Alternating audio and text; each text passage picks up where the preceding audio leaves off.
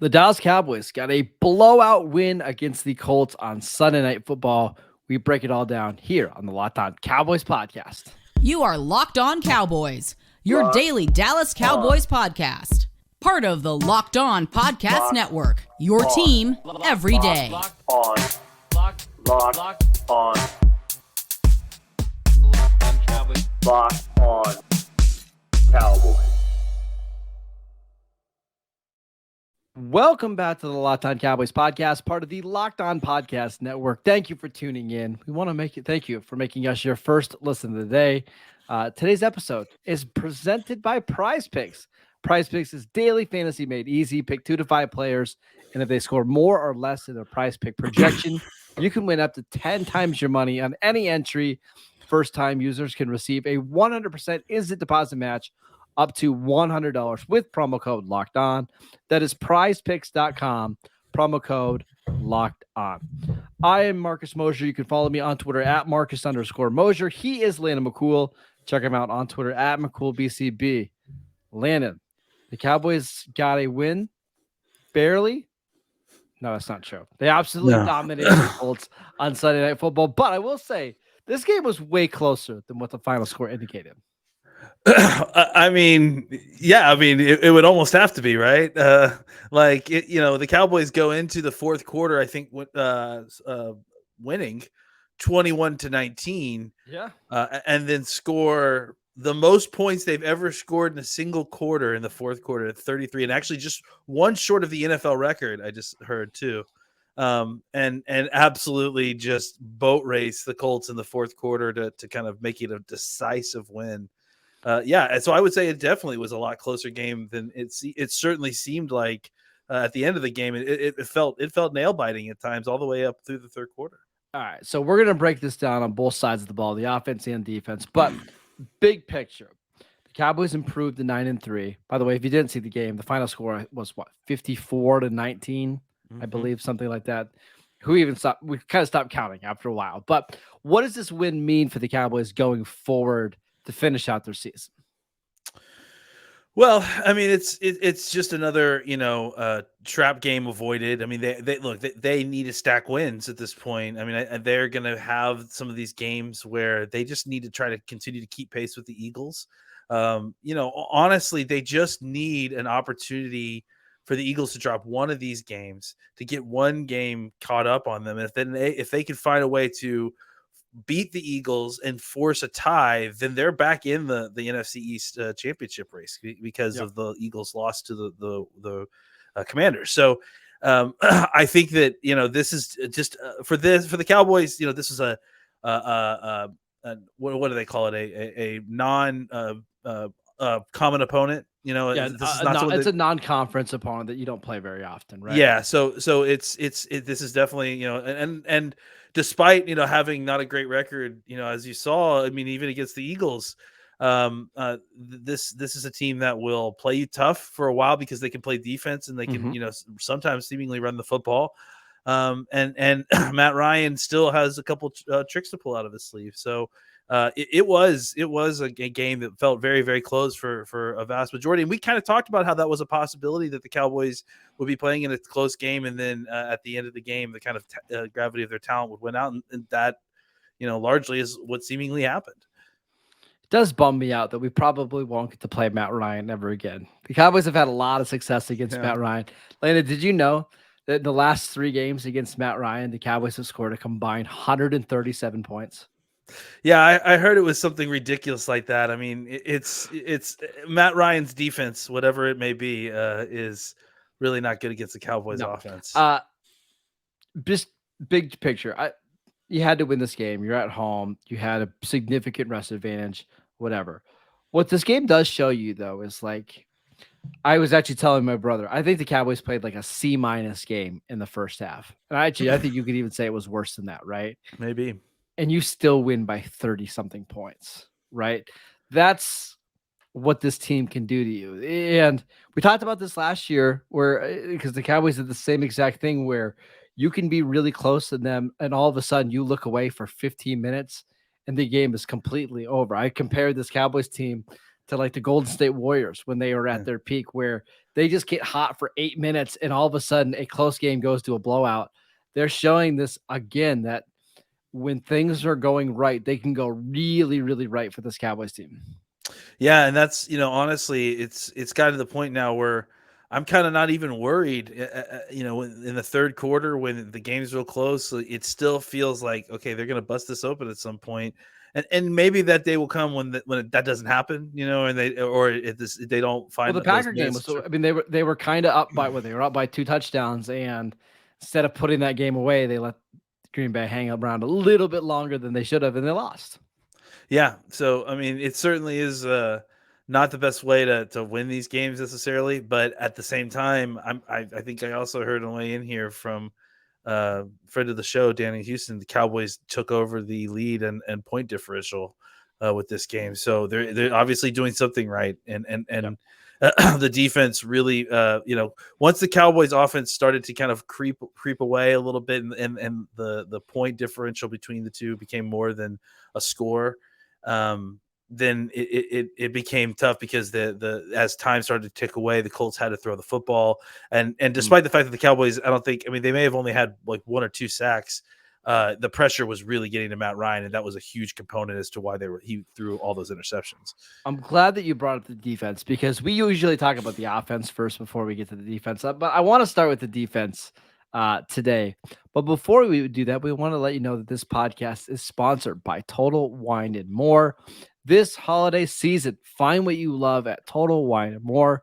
With so many great bottles to choose from, it's easy to find a new favorite single barrel bourbon or the perfect gifts for everyone on your list, with some help from a friendly guide, and all with the confidence of knowing you found something special for the absolute lowest price.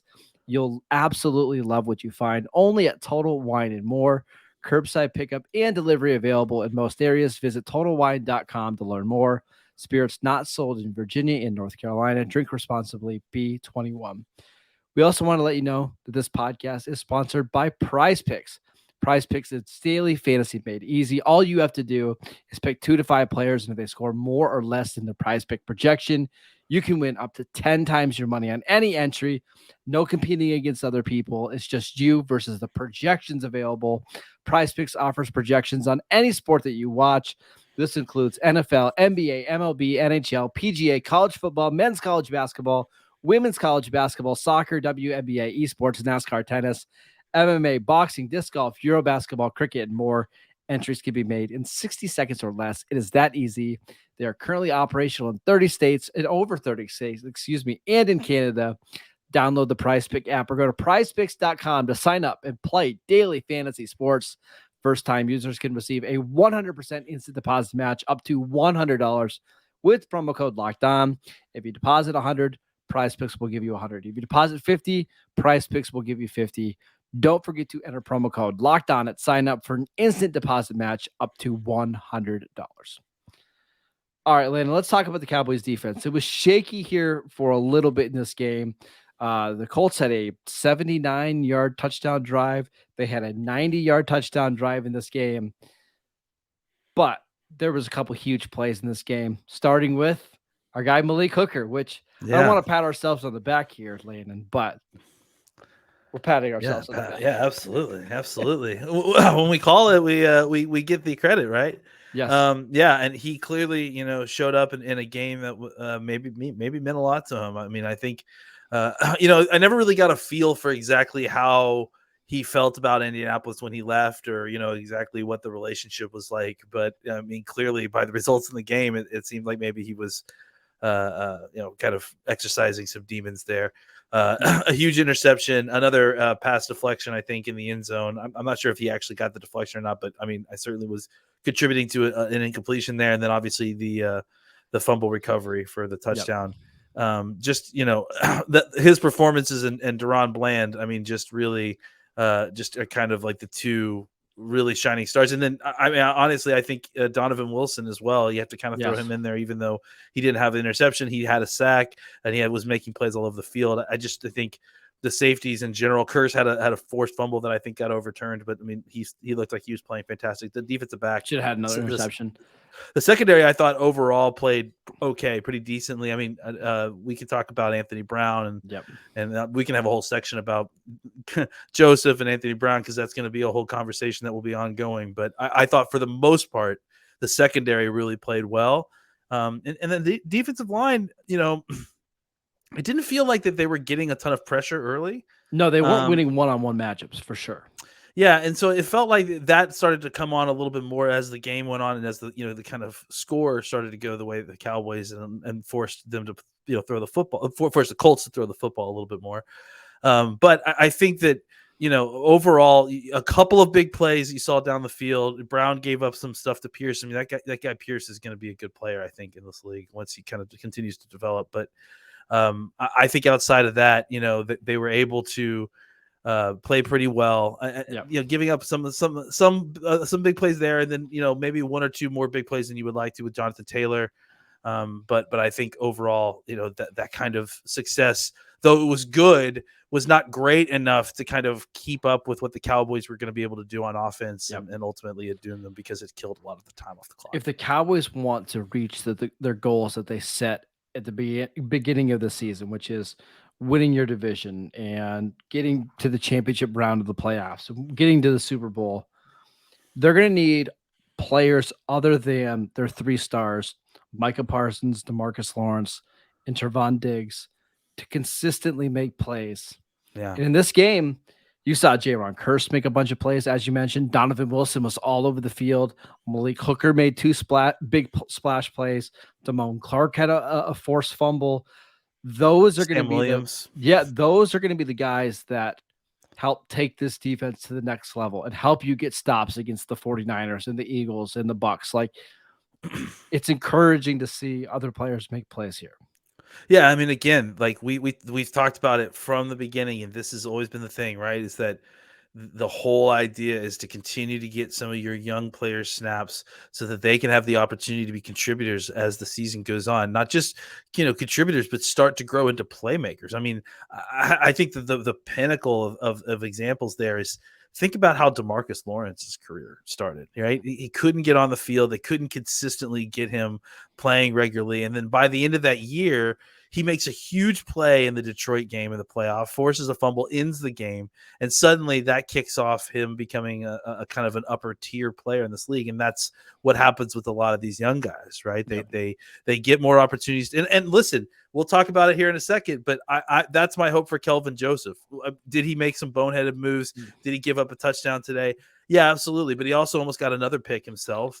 And I think that I think that if guys like that get more opportunities to play and then can learn from it, young guys like that, that's what they do. They develop or they drown. They sink or swim. It's basically your choice once they get in there. Let's talk about the cornerback position. So Anthony Brown left Sunday night's game. The fear is that he has a torn Achilles, and that's obviously going to put him out for the rest of the season. Jordan Lewis, their nickel corner, already gone for the rest of the season with an injury. That means obviously more of Deron Bland, more of Kelvin Joseph. I would expect Nahshon Wright to have a bigger role. I don't know if you can expect those players to play as well as Brown or Lewis, but there can't be a big drop-off, right? There can't be.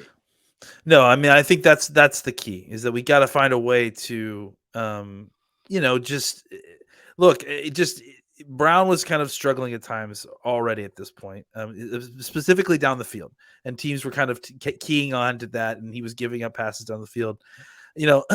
I think that where Brown had been playing really well is kind of in the middle and in short part of the field. Completions may get made, but he'll make tackles short. He's been consistent in kind of denying the ball, or at least being there.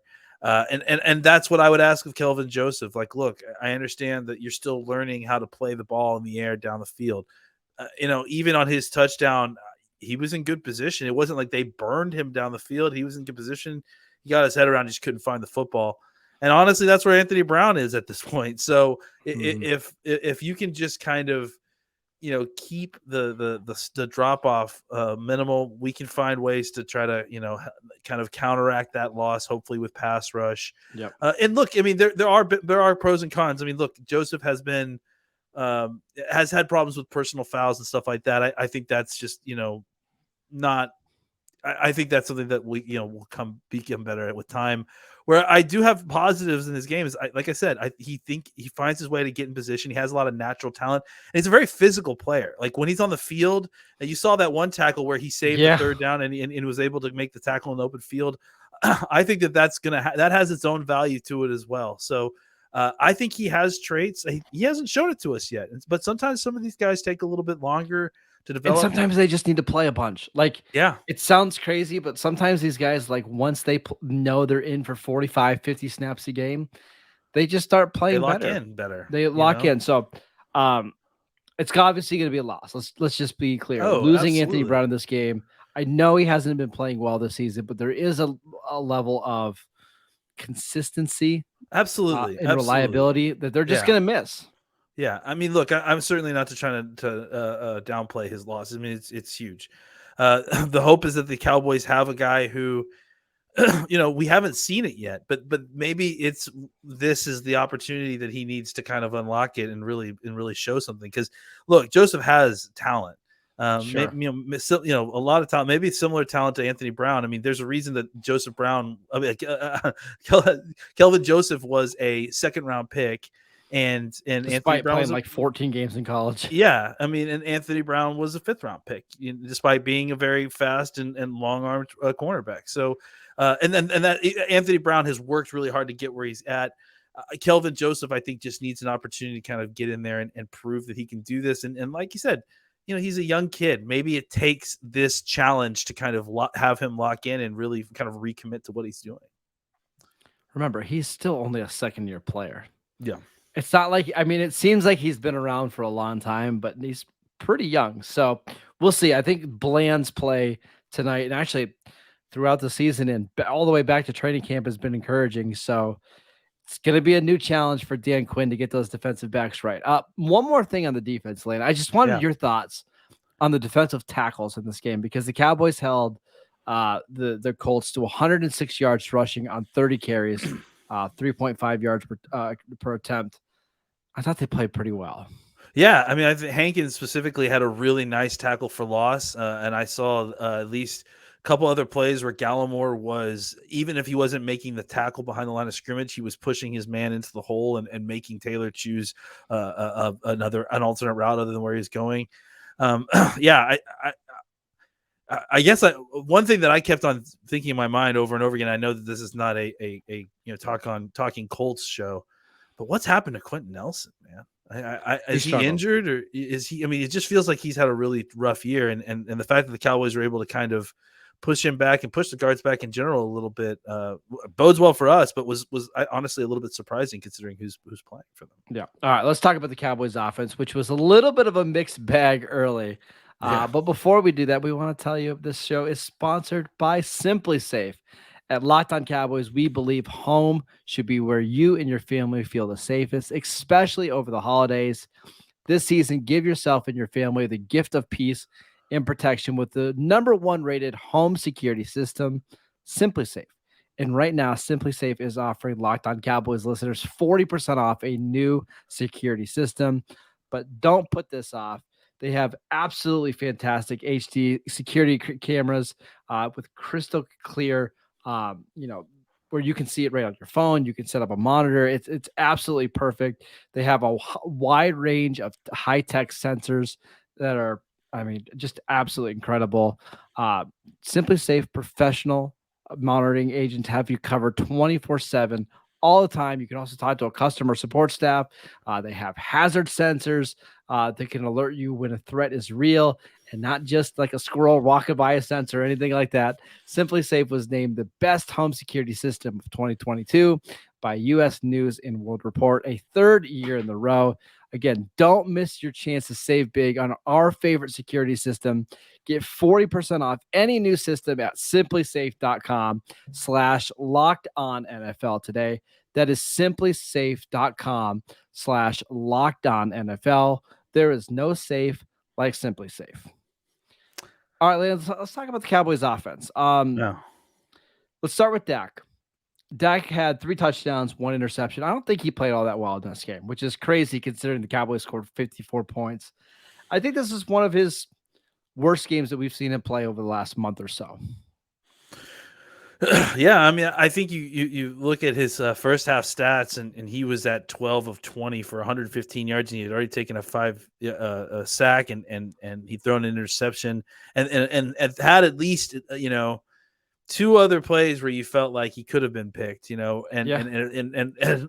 we can go through the tape later, and we can talk about whether it was wide receiver fall, and some of it was wide receiver falling down in route, and people losing their footing and timing being off, but it just felt like he wasn't physically throwing the football very well. I am interested to kind of go back and get a good look at it because I don't feel like I kind of got a good grip on it while the game was going on. But I kind of just comparing how accurate and how confidently he was throwing the football in the second half really is just like kind of shocking. Really, I think it was that.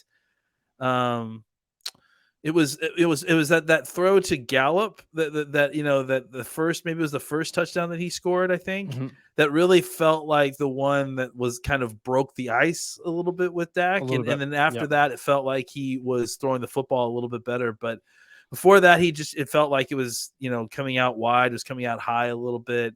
I will also say the Colts did some very creative things, like on third down. There was a third down. It was a 3rd and 5. And they put Stephon Gilmore on Dalton Schultz, and they doubled CeeDee Lamb with 2 linebackers, and they left the other 2 receivers one-on-one. And it kind of confused Dak. Like, okay, do I throw it to CeeDee with 2 linebackers on him? Do I throw against Gilmore? And I think he was just a little off balance. And the Colts have a pretty good defense. Like, they can the front 4 can get pressure. They've got, an all-pro player in Stephon Gilmore. Just took Dak a little while to figure things out. That's what it's just what it feels like it is like, the tough part with uncommon opponents, is that you just don't know them as well. And they, they study you, and then they kind of come up with like a game script that, they think is, obviously helps their strengths, but also exposes your weaknesses a little bit.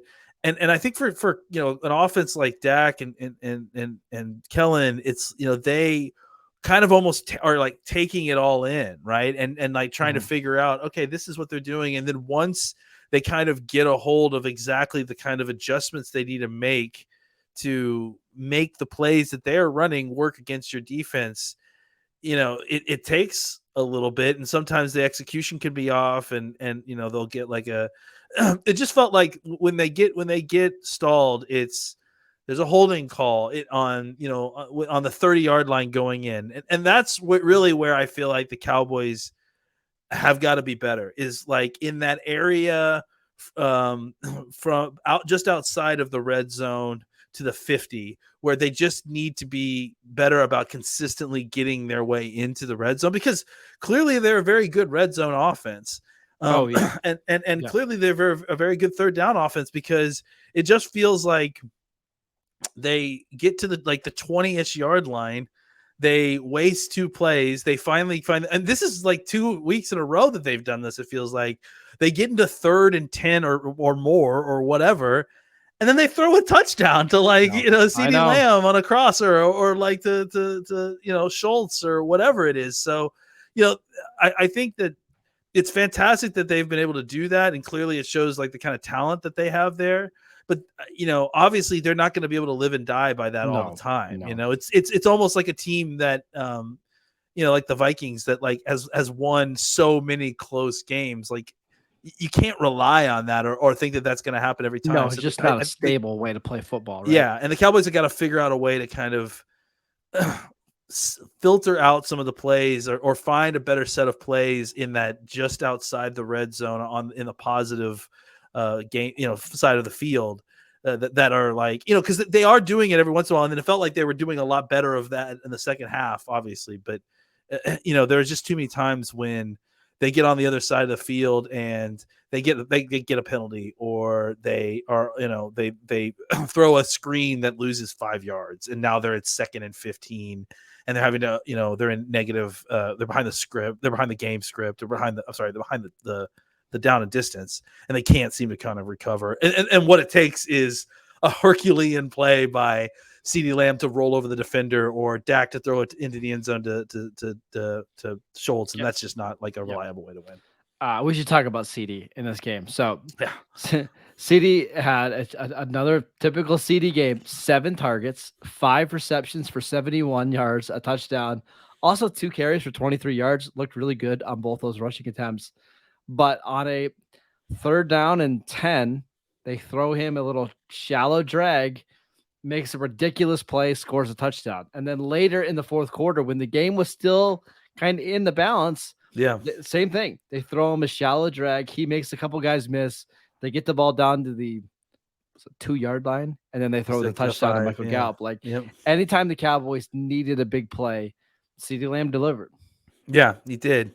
And it was, they did a great job of kind of moving him all over the place and getting him opportunities, and not trying to make sure that Gilmore, wasn't on him every single time, and kind of getting the matchups they wanted. I think that, like you mentioned, there were definitely times when it felt like they got a little bit wonky, and they got looks that they weren't expecting. But it felt like, when they started to see what was working, they were spamming it a little bit. They had that reverse that they ran 2 plays in a row, that both times, was more than 10 plus yards.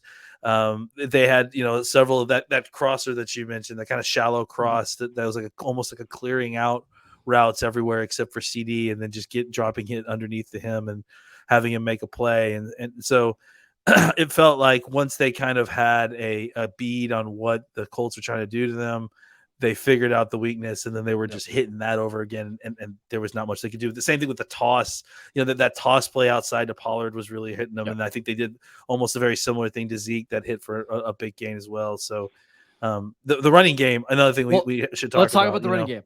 34 carries for 220 yards, 4 touchdowns in this game. I mean, they were just mauling the Colts on the ground in this one.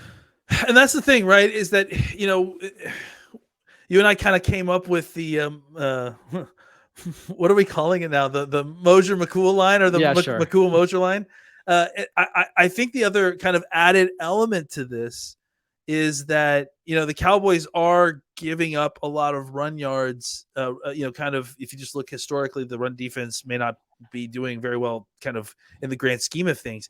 But the truth of the matter is that when they themselves are running for over like almost 170 yards a game or whatever their average is, it's like it doesn't really matter, right? Because they're kind of negating most of that. So I think the Cowboys, obviously, this was the first time I think Pollard actually technically got a start. Not that matters or anything. But by the way, we have some news on why that happened. Well, let's hear it. Ezekiel Elliott had a disciplinary issue, and that's why he didn't start. And Jerry Jones clarified it was because like his cell phone kept going off in meetings, and he didn't silence his phone, or something like that. Zeke, come on, man. I think we're all going to be okay. I